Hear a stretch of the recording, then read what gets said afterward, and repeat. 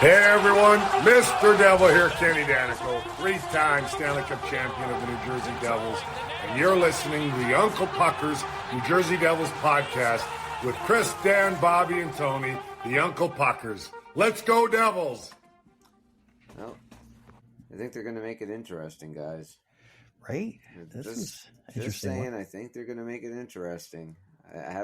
Don't have much faith that they're going to make it, but I think it's going to be a fun next. I think I figured out what the problem has been this year. Here we go. It's Tyler Toffoli. Yeah, He's the problem. Now that he's gone, he took all his goals with him. Maybe he was bullying Timo Meyer, and Maybe now without was him, and Andre Palat apparently, Palat. it was his idea to put him on a third line. He's like, you keep that guy as far away from me as possible. Yeah. No, I don't know. It was great to see Timo explode and be the player we wanted him to be. Holy shit. And it was awesome. And it makes you think, oh boy, if this team somehow could squeeze in, despite whatever mismanagement problems we have, it can still be very, very interesting.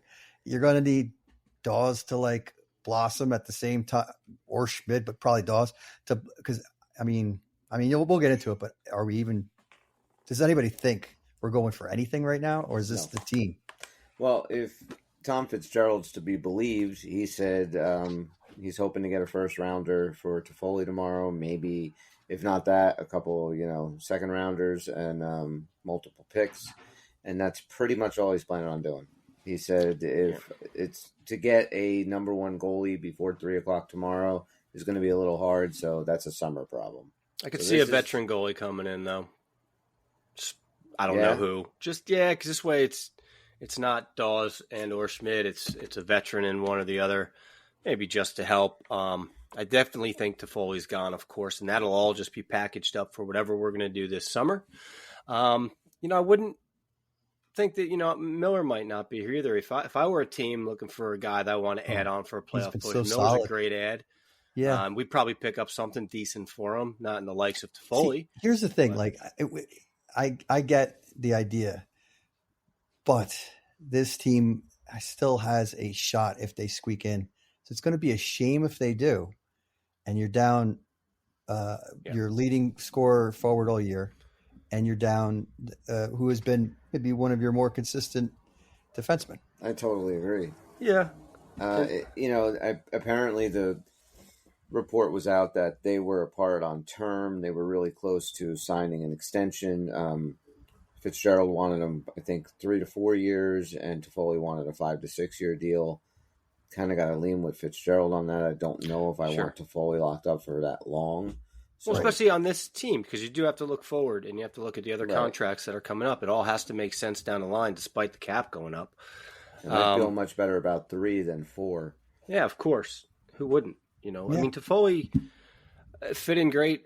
I love Toffoli.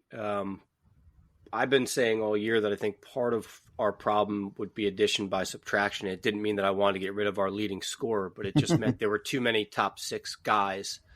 So getting rid of one of them does smooth that out a little bit. You got Timo being Timo today on his natural side that he likes to play.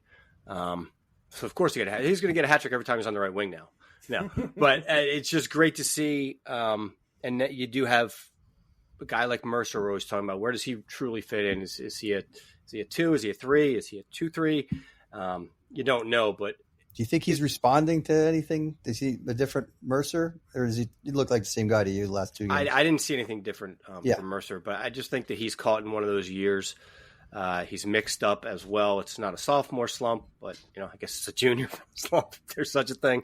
And he just, I still have all the confidence in the world that, starting over fresh for him would work. Just like Timo, Chris, we were texting before this again about who we thought was going to have another pop game, and I stayed with Timo. I just feel like he finally feels free. I don't know what the dynamic was. I don't know what the breakdown was. And honestly, I was joking. He's not going to get a hat trick every time he's on the first line right wing. But for some guys, it's as simple as their comfort zone and some guys you can move them wherever, and they're good that way. And other guys, they don't like to be moved. It's not a good idea. But Lindy, Ruff didn't seem to acknowledge that. Now it's only 2 games in. Do you think Travis Green goes, "Oh yeah, no, we're leaving him there"? And Timo was heating up before the last 2 games before as well. That line looked like there could be something kind of special brewing there.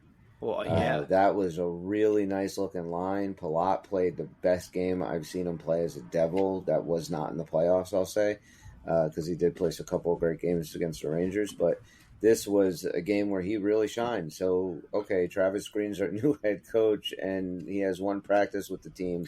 What did you noticeably see in difference in the play or line changes that you liked or didn't like? Like, what was noticeable to you? Because to me, this team looked like the team we should have seen all year long.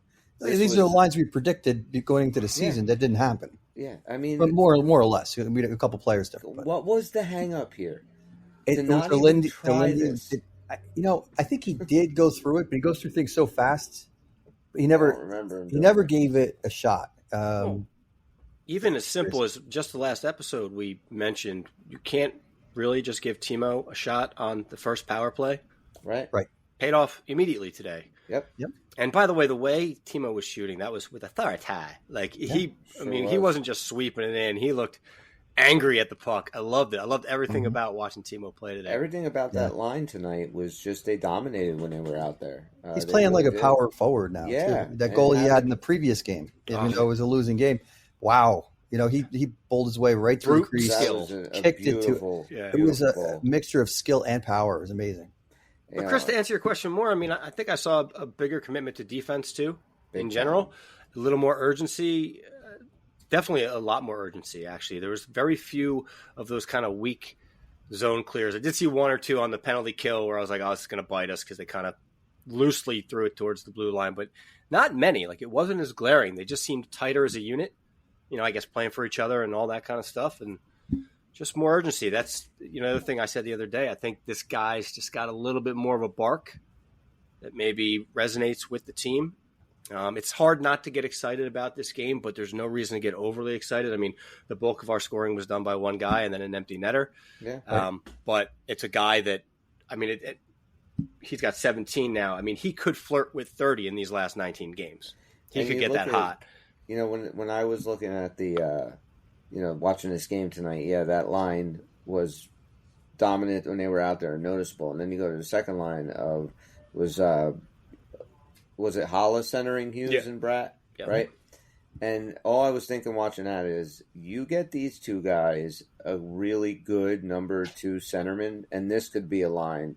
Like that should be something that, because Eric Hollis is not the guy, but you get him a really good number 2 centerman. A little energy and size, too. Kind of makes me wish now maybe Pavel Zacha would have been the right guy now where he is in his career. Yeah. Are you saying you could possibly support Jack becoming a winger full time, permanently? I mean, it really does. It's really up to Jack, to be honest with you. But with this system or however they're playing, having him on the wing, I know he played a lot on the wing his first couple of years in the league. Really got more into the centerman role. Mostly last year was his rookie year of taking every face-off. So I don't know, where does he like playing better? Where's he? He's such a young player and so skilled in so many levels. Where's he play better? I don't know. I still think the future for him is down the center. I think you can get better at face-offs. He's going to consistently get bigger, stronger, heavier, as most people do, just naturally. Well, that's the thing. I think since he's come back from the injury, it looks like he's got a target on him. I think teams are looking to give him a good hit. To put him in a wing gives him some protection against that. You're going to have to do a lot more, stuff through the neutral zone, places where you're likely to get popped as a center than you will as a winger. Not that you can't get crushed as a winger, but you know what I'm saying. Don't get me wrong. The possibility of actually having another true number 1/2 center with Jack Hughes on his wing means we got a pretty deep team. So, that would be pretty exciting. I don't know how you can fit all these people in at some point, though. I mean, at some point, you can only have so many $8-9 million players. Sure. I'm just saying that would be a nice fit there. But you're right for this year. I mean, but no, for this year, I think that line. I wanted Mercer to be that guy. Yeah, I'm not. I would maybe even try Mercer in the middle of that line before. Yeah, Mercer playing the way he was last year, I think that could work. I just think maybe swap them out because Howell can play the wing. It's worth a try because if that first line is demanding all the attention it looks like they're going to demand, it's going to take a tiny bit of heat off the second. Yeah, and I think that's all that second line might need is just a little chance to breathe, that not all being on them. Let them go out there and compliment, and then, next thing you know, Jack Hughes is lighting up every game. I just think when the whole team's going, that's when Jack's going to be at his best. I think he's, this team's way too young, I think, to have, one dude take it on himself. The whole team's got to contribute. Today they did. That was a whole team effort. And a lot of guys got a lot of ice time. But, you mentioned about getting hit and stuff. Did you notice the lack of physicality in that Florida game? Yeah, I did. And I was actually surprised on the part of Florida. But, once they went up, you kind of understand that they'd have little motivation for it. But, I mean, I just feel like they didn't even try and really take the body a whole lot. I was watching the game, and I'm kind of wondering to myself, just having, keep forgetting the dude's name, number 23. What's his name? McDermott. Yeah. Just having him on the bench. Just call him Clarkson. I think it kind of, right. I think it kind of has, teams have kind of backed off a little bit. And there's, it's already filtering down, you think? Yeah, you can kind of see that. And they're, even that Nosek line, they're hitting a little bit more now and stuff. When they get on the ice, they're being a little bit more productive in this game, I thought, for the ice time they got. Of course, I think Alex Holtz is just being wasted down there, but whatever. More on that Florida game, Dan nailed it during the game when he texted us and said, this is basically the most beatable you're going to see Florida this year. We need to come out with this win. Not only did we not, despite a decent effort, still the best team in the league as far as I'm concerned. It was a close game. But not only did we not get them when they were beatable, then you got Philly today dropping the game winner with 30 seconds left against them. So Florida doesn't do us any favors. Nope. And again, it's just easy, another man. It's getting late. It's I hate looking at those games, Bob, because that's the stuff that our team can't control. No, you're absolutely right to. But what frustrates me about that is it always makes me go, this is why you got to take advantage of those opportunities. Florida gave us every opportunity to steal that game. Well, see, here's why. How many times can you say that this season, right? Right. Yeah, but you play a super hot team that's giving you a flat effort. There's not too many times that we got really gifts like that to play a team that, is really playing well, and then they come in your building I totally get your point. You're 100% right. They were absolutely beatable that night. Yeah, we're not going to get them at the ever again. I have to watch it because, to your point, things that are within your control. Here's how this part of the show was supposed to go today. What was supposed to happen is Florida was supposed to beat Philly.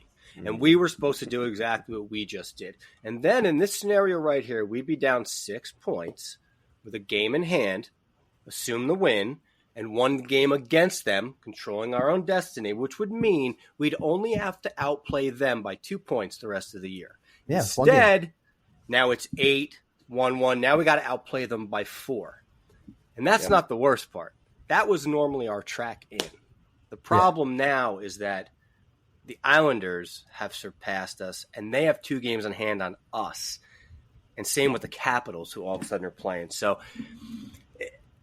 it looked like we had a clearer shot than we're really having right now. But at the same time, if this team can just put together efforts like this consistently, like we've been saying all year, this is going to be a big week coming up.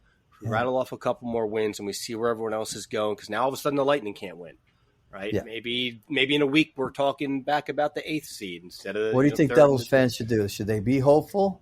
Should they pray, sacrifice a goat, or should you just basically say, Joe Boo. I do it myself. I love that. That's true.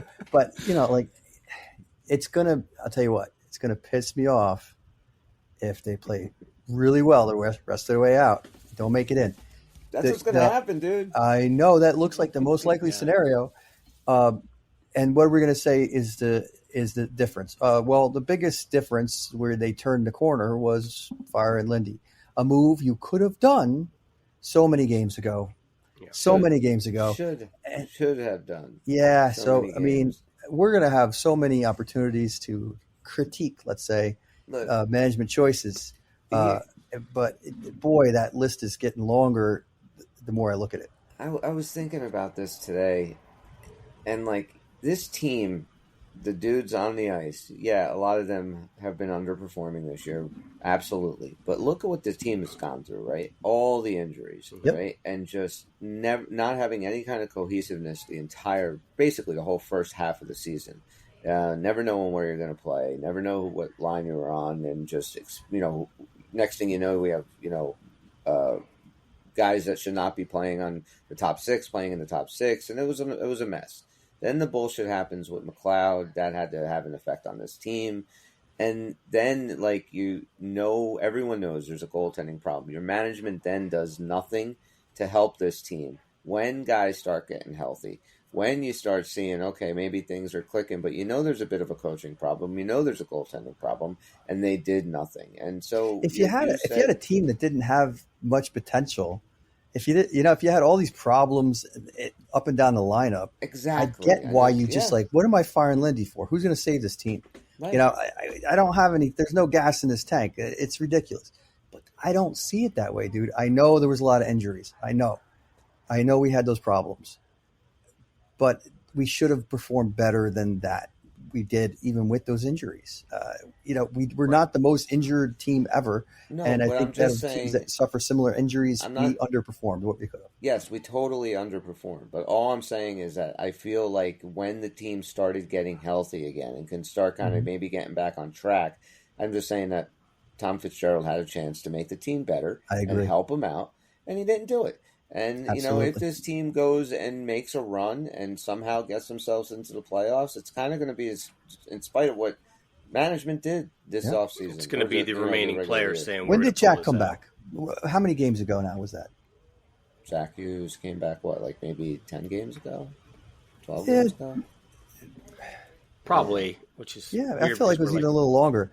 Imagine if they pulled the trigger during that period when they could not win without him. And you go back and you got another 15, 20 games with that reset. Yeah. I don't think we're in as bad a position. I mean, what was the danger? And I didn't see any great coaching moves there. I think, Lindy, if you're Fitzgerald and wondering, is my coach doing the best he can with the situation? Am I second guessing him? He's got to be having those thoughts in his head.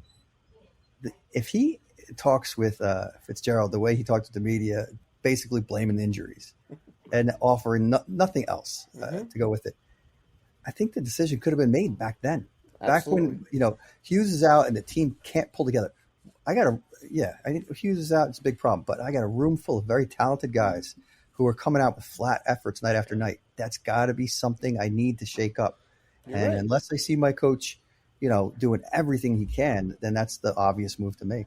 It was shocking to me that because it did actually got to the point with me, who we both have been screaming for this guy to be gone basically since December, but it even got to the point when it did happen, I was kind of like, why bother now? Why bother now? Wait till game 81. Why don't you? Yeah, I mean, you did nothing up until now, but if they do it, and just.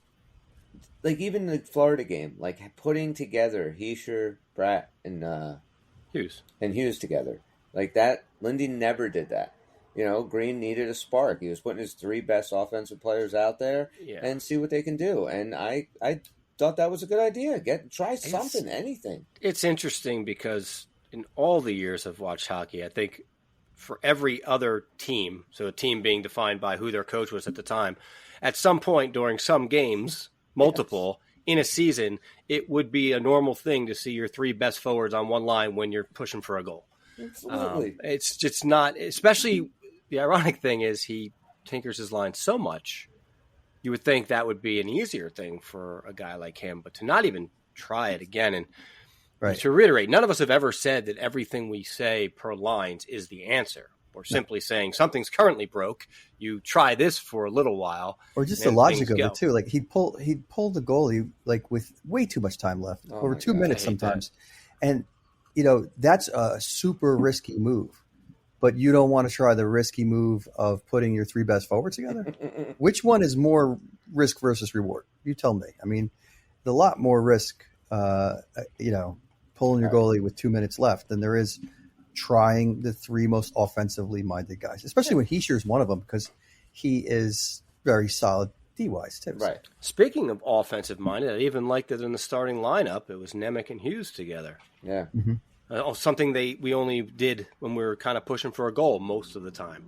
So it was nice to see that come out that way. Seems like Travis Green is taking a concerted effort to take a little bit, a little bit off of their plates. Yeah. I mean, you can definitely see it with Nemec and even with Hughes. Okay, you guys are going to play the bottom three. Get those minutes, Great. And that and that's how it should be. We have veterans, veteran defensemen on this team, and shame on them that they're not able to carry the load while these guys get seasoned. And what do you think about the move of benching him?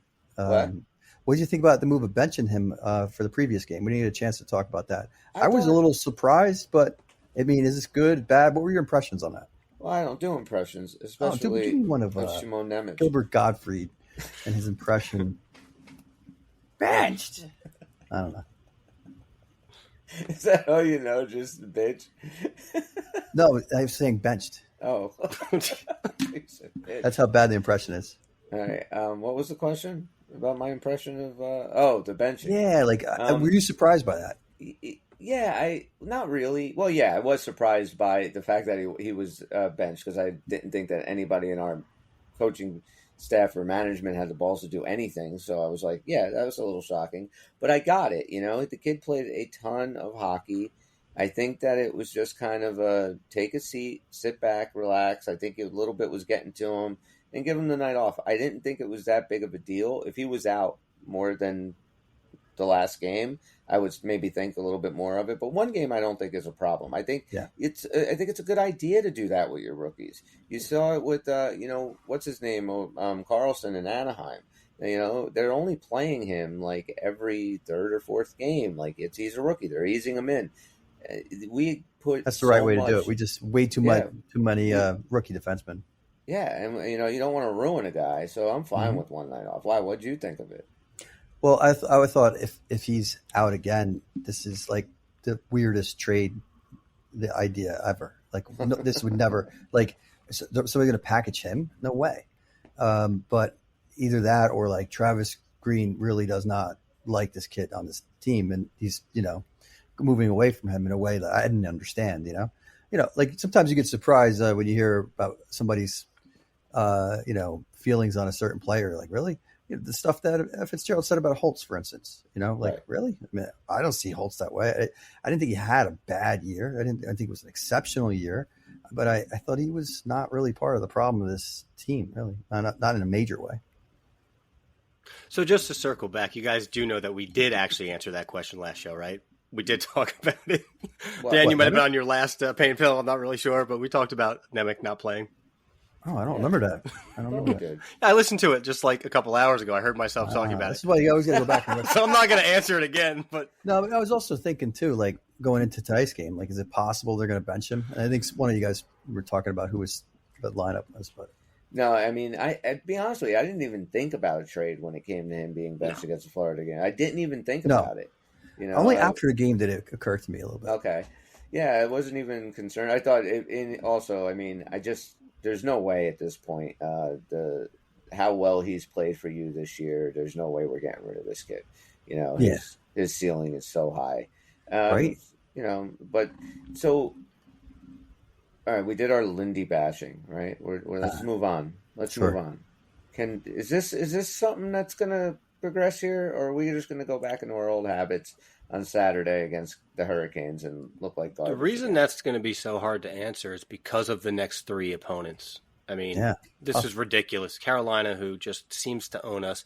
The Rangers, which are a far superior team. Even with or without that, it could be a coin flip going against them, depending on the year. And then Dallas. I mean, if they do come out of this looking pretty, then they're ready for a run. I think the boys in that room were like, I don't care what the Devils are saying they're doing. They can say they're selling. We're here to win this thing. Like we want to get there. I think that's the group that's on the ice right now. That would be the psychology you want. Right. I hope that's what Travis Green's saying. Exactly. That better be the message. Fuck Fitz. This is what we're doing. Yeah. If we got to do it without Toffoli, we'll do it without Toffoli. They're a young team. If they need that kind of motivation to get up and do something, I think last year they had that chip on their shoulder and it worked to their advantage. This year they didn't have a real theme that I could see other than disarray. So maybe this gives them that focus, man. Man, they have the talent. I mean, they really do. If they can put it together, they can make this a lot of fun. They have the talent, to the end. And they also now have not just that chip on their shoulder, but now they're the team that's not supposed to make it. So it's not like they're out of it and they're playing spoiler. But the pressure's not on them for any one of these games. Well, I mean, it is because they still have a lot of runway to kind of get there. But it's different now. Like now they're like, oh, you took our top player out. We're going to do this. Okay, we're going to come after you. We're going to give everything we've got. And if they were to ever put together a streak, not necessarily 6 straight wins, but, 4 loss win, that kind of thing, and it starts with these next 3 teams or actually started tonight, and even the way they played against Florida, that would be fantastic because now you're really talking a great springboard for the end of the year. But we haven't seen anything that shows yet that that's going to happen other than everybody else is playing. We got to go up to like 4 out of 5 instead. We were saying 3 out of 4, but actually since one show, that math has kind of changed in my mind to where it's going to be closer to 4 out of 5 to really think that we can do it. If the way everybody else is playing, it's going to have to be a run that.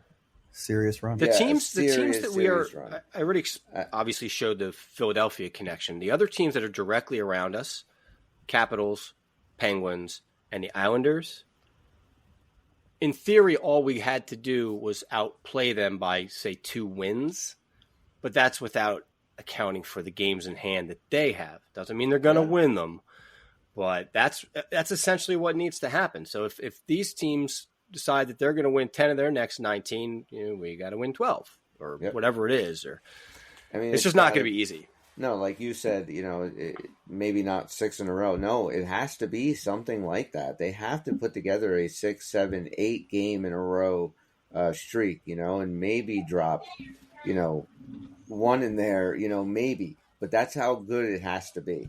I could totally see the psyche of this team just chicken towards pure optimism. If anything that good goes for them for this next week, I think they can go on a tear towards they get a little bit of confidence and start playing with that joy of playing hockey again and being as good as they are. They can do some damage, but can our defense hold up? We didn't get any help there. Can our goaltending hold up? We didn't get any help there. I don't know. It's so fascinating to me, and I really hope these games mean something because above Philly being above us and the Islanders being just above us now too with their games in hand, we do play both of them. So literally, no matter what math you want to do, take those 2 points at least and say, that's our destiny. Like we definitely control that. And then put that into the picture. And then it doesn't look as daunting, but they need a streak. Yeah. Especially like you said, you crack off the next 3 in a row.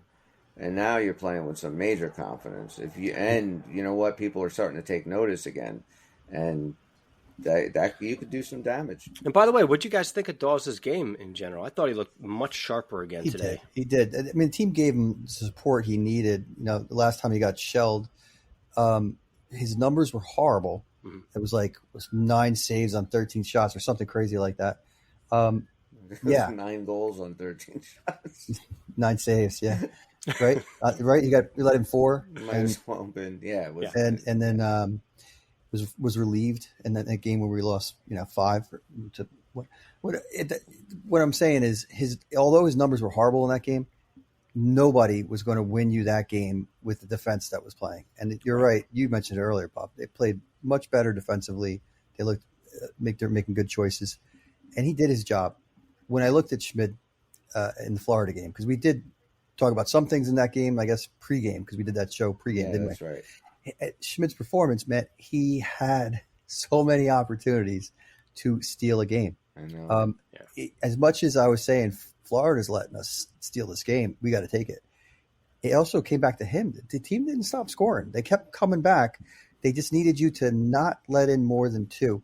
And it would have took a couple of. Yep. Yeah, I mean, none of them were bad goals. But once in a while, if you're going to be the man, you have to steal two saves that you had no right to make, and that's how you steal a game. We haven't had that consistently from anybody, and this year we haven't got it really at all from our goaltenders. Maybe I'm thinking of one or two games with V earlier on in the year. Maybe one with Schmidt. I can't even think of it right now. And tonight I can't say that Dawes like robbed the Blues, and that's why he didn't steal. A couple of really nice saves. He did, especially early. You know what I'm saying? Like some of those saves that Schmidt would have to make would have been even higher quality, I think, right. in order for us to win that game. So it's not like the goaltending was horrible last time, but I think the support was better. So it's kind of a mix. Would I still want to ride Dawes as much as possible? Yeah, but they're going to have to give him that support. We are the place where goalies start out with decent numbers and then go south. Yeah, that tells you that it's a defensive system we're doing too.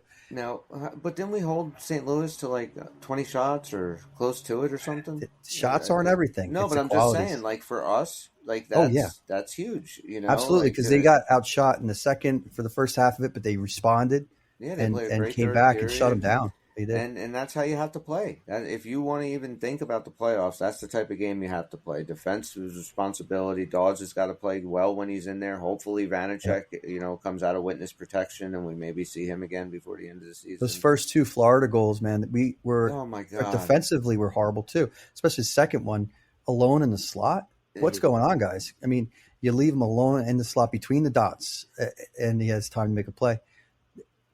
That kind of thing didn't happen tonight, and that's a big reason that they were successful, and Dawes was successful with only letting one goal in. I kind of had a feeling that they were going to probably lose that Florida game just because of the simple fact of, they're still reeling from the Lindy thing. This is the first game with Green back there. They don't really know what changes are going to be made. I thought that there was going to be a bit of a hiccup. But having one practice with Travis Green and coming out and playing the way they did tonight, holy shit, man. They look like a different team tonight. I really hope that they can keep this up. Yep, and I hope it's a coaching relationship that can grow. When I saw that, we're waiting so long to let go of Lindy and we have nobody in the wings, it kind of annoyed me because from a management point of view, how did we get here? But let's be real with what we got. Now we have Travis Green. Who doesn't want to see him emerge as a successful coach? So he has his first game he's thrown in. What did he say? How did he get the guys to respond? And what was the practice he read? How many technical things did he change, or how many positives did he take out of that game and go, guys, yeah, you know what? We could have won. And good news, we could have won that game. We're doing these things right. Let's keep doing these things and we win this game.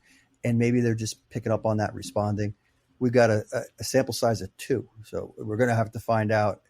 But it's pretty exciting that if they are able to make a run and squeeze their way into the playoffs, it'll be a hell of a run and it'll be a hell of a story for Travis Green and for so many of the guys on that team that it's going to be the most exciting playoffs. It'll be more exciting than last year as far as holy shit, we're in the playoffs.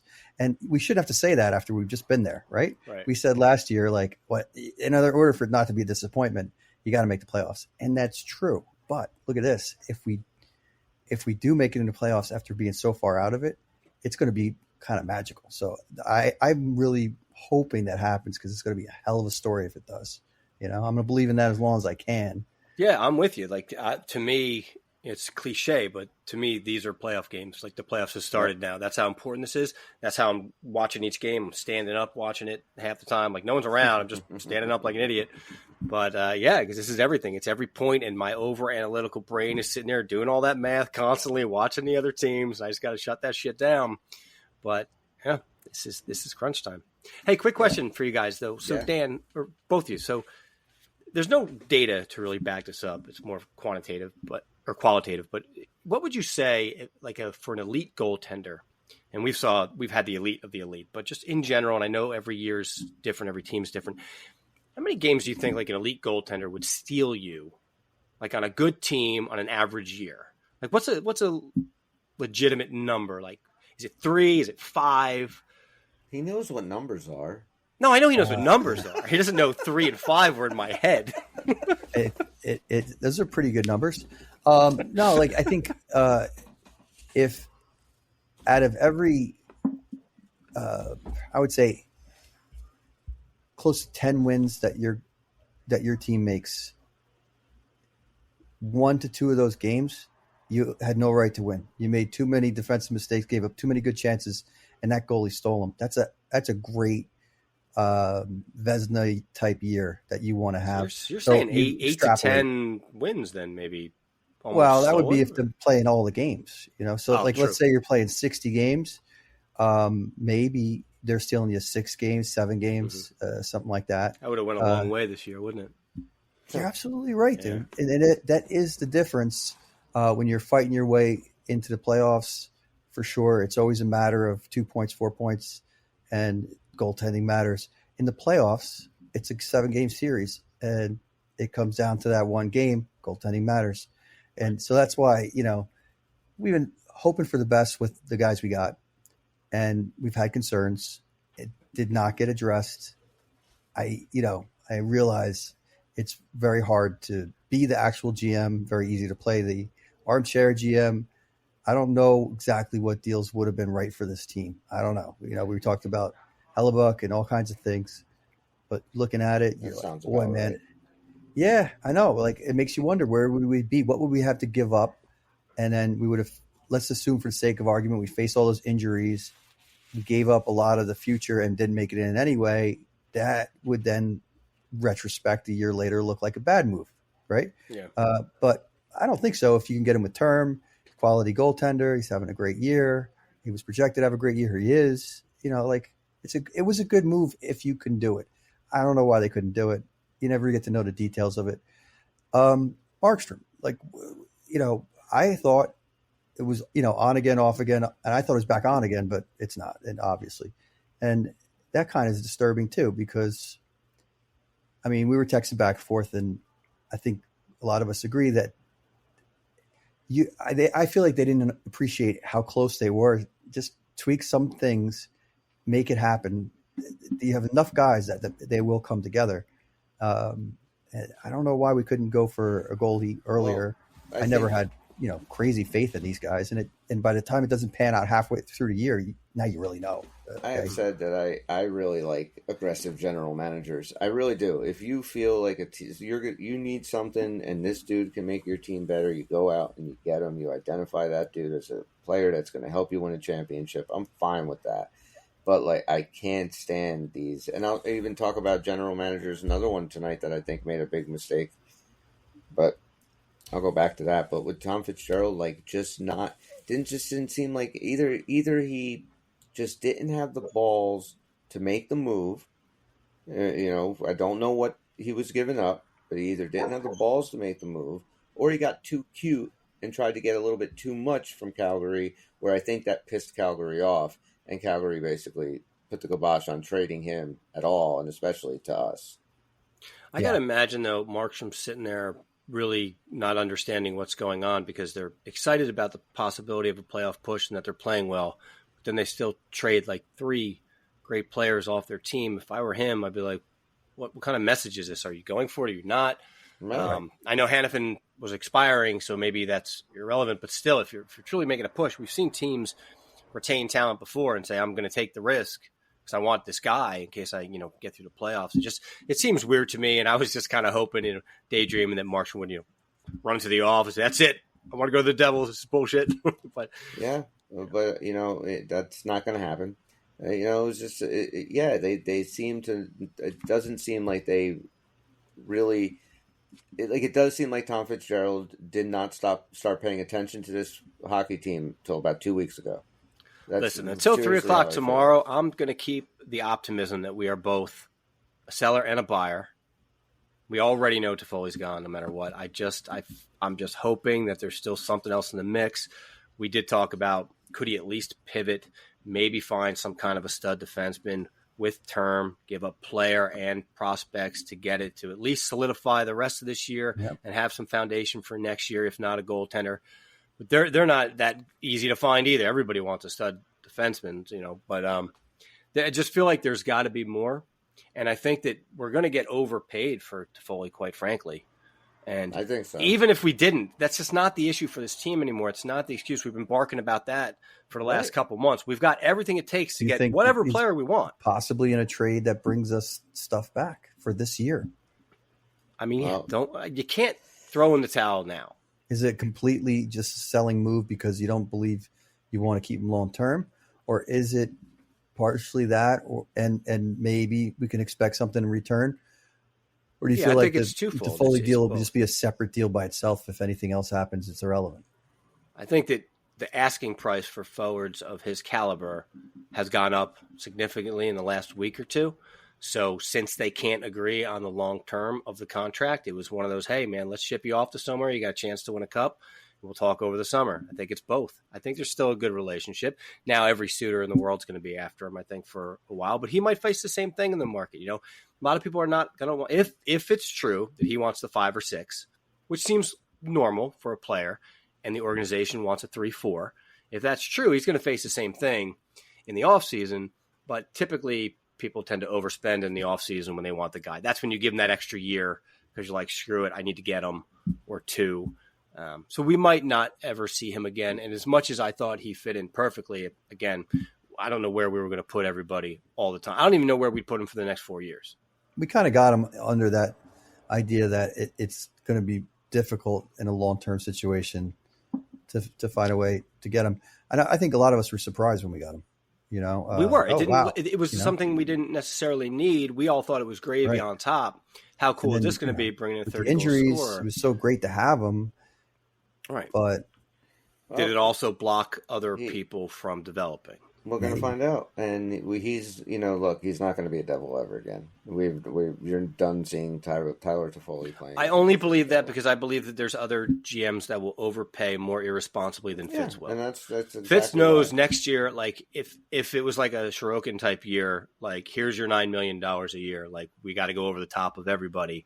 Right. We're not even going to get that. Even if we do like a Markstrom over the summer, still have to be a little cautious. You don't want to give away the farm because you are going to get him for 2 years. But that's a bridge. The problem is we don't have anything waiting at the other end of that bridge right now. We thought we did. Maybe we do. Maybe put Dawes back, let him go, let him develop again. But we don't have like a true stud that I'm aware of. That's going to be the next big thing in 2 years. And this year is going to be Dawes' show. I really believe that. He's going to be the guy we're going to ride. We're not getting anybody else in here. It's not going to be Schmid. I don't think anybody in this organization has any faith in Schmid. And as soon as Vanacek is healthy enough, Schmidt's going back down to Utica. So, our goaltending coaching situation. Do you guys know if we've had continuous goaltending coaching between this year and last year? Yeah, is it the same? Dave Rogalski or whatever? Yeah, right. Been there so, forever. How are you feeling about the way the goaltenders have been used, which is sometimes more the head coach than the goaltending coach? How do you feel about the way the goaltenders have been dealing with this team? Do you think their goaltending coach? It's always difficult to say how much a goaltending coach contributes. Yeah. What do you feel? What's your feelings on this? I mean, I don't know what you could have done any different. I don't know what you know what I mean. You had to play Dawes as much as you were playing him. We had needed points. He was our best chance. We had nobody else to play. It sucks that Vanacek got hurt, and it sucks that Schmid sucks. But as far as, I don't know what else you do. Maybe I would have tried Poulter at some point. That's kind of what I was thinking about too. But when you said that, I had to laugh. I'm like, oh man, you're just bringing back 2 years ago now. We're just going to see how many guys we can put in that net. I know that was the only negative, but I understand why you'd say that too. Like, all right, dude, Dawes got shelled. Schmidt, not the answer. He had a chance to steal a game, did not. We got to go back to Dawes. It's frustrating. It's frustrating.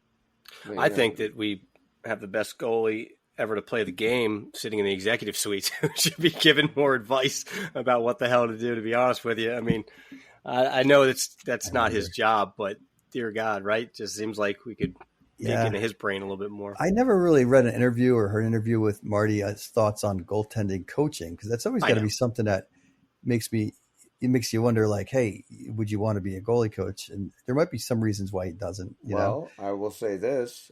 I don't know any goalie that had a closer relationship with their goalie coach than Marty Brodeur and Jacques Perron. That was huge. They were so close. So yeah, he must have been super influential in Marty's career, Right. in his development. So I'm sure he's very pro goalie coach, and he must approve of Dave Rogalski, right? I Yep. don't even know if I'm saying his name right. So Yeah. I don't know enough about goaltending to know if a guy is being used correctly. Like, what do you think? I understand what you guys are saying. Like, what else could they do? I'm just wondering if you have multiple guys going back really 2 years, will involve some of the others who played. And this is the team where we get the guy comes in, his numbers are good. They're better than the last guy. They stay good for 5, 6, 7 games. His save percentage is nice. Look when Dawes came in. Oh my God. I think there was articles written. Finally, we got league average goaltending. It's great. He's 4 or 5 games in. Dawes is giving you it. He's giving it to you. He's doing everything right. What's the drop off? How does the save percentage fall down so much? Now, some of it is the team defense that's up and down. But I also think like the goaltenders have to respond to that. They're going to be victimized by a bad defensive effort. But when they come back that next game and they don't make that one save that they should have, and now you start going, is his confidence shaken? I think it's fair to say that the last couple outings for Dawes, it looked like he was a different goalie than the one who came in. It wasn't just the defense. And I know from playing even at the lower levels and that is that you can get like victimized by like just habit. In other words, like you take some of that shit in with you, and the really great ones don't. They always say that like it's an easy thing to do. It's not. And that's where I wonder if goaltending coaching, the psychology that helps them to shake off when your team's playing like shit. It is a tough call. I think a game like tonight for Dawes can go a long way in shaking off his confidence and getting him feeling better about himself. Yeah. I mean, he played well tonight. The whole team. A win can do a lot, and a win coming off of a loss against the best team that was still close. You add those two things together, that's momentum. Yeah. Oh yeah. So it's going to, we got so many things going against us on Saturday. Number one, it's the Hurricanes. Number two, it's an afternoon game. You can almost write that shit off as a loss.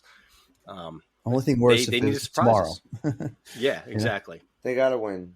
They got to win on Saturday. And if they do, it can really go a long way in sparking this team. Because, man, they're such a good team. And if they get rolling, they're going to be a tough, tough team to beat. Nobody's going to want to play them the next 19 games. But they got to go out and do it now. Yeah, it's magic time. I think it's going to be exciting. It's magic time. That's right. I really do. I really think it's going to be exciting. I think that the guys that are left here really want to galvanize together and just get this thing going.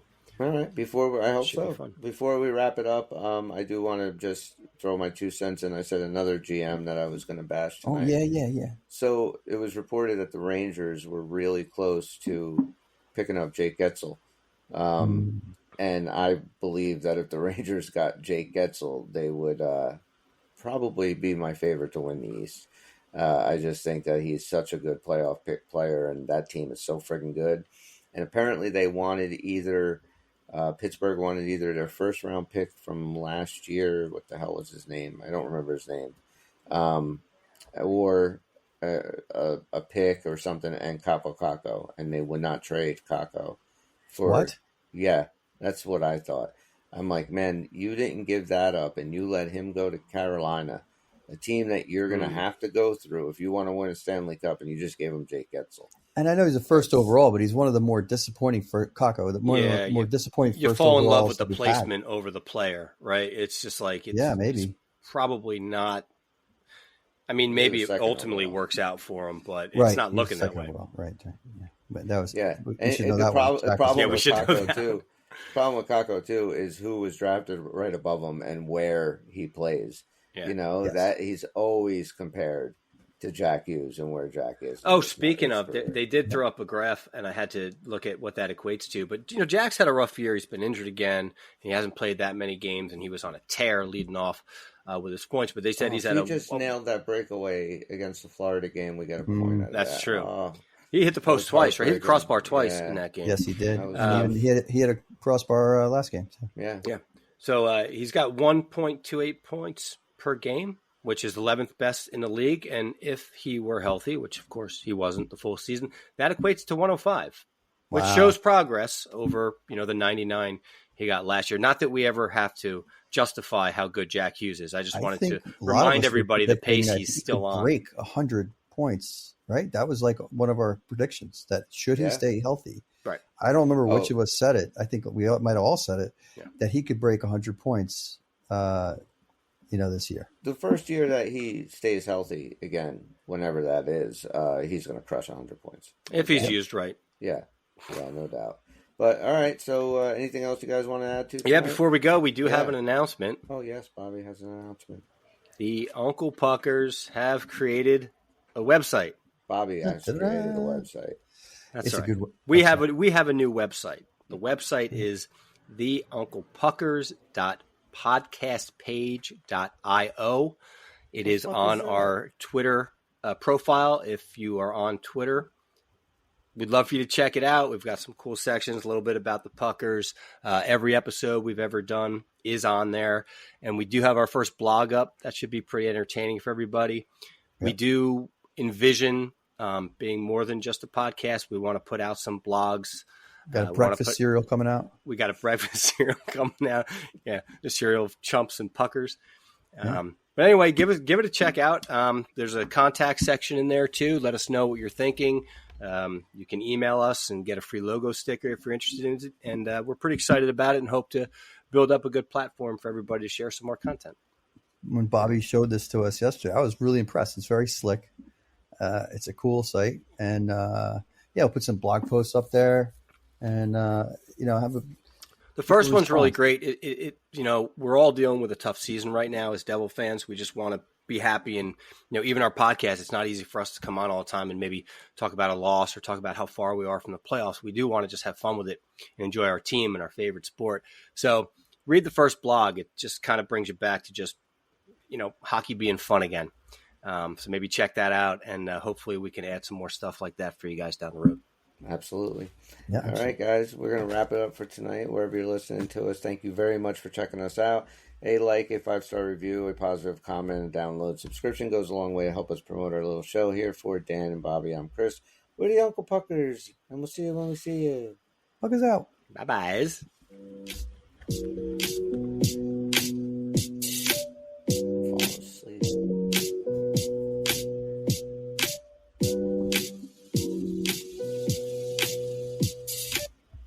It's over, Johnny. It's over.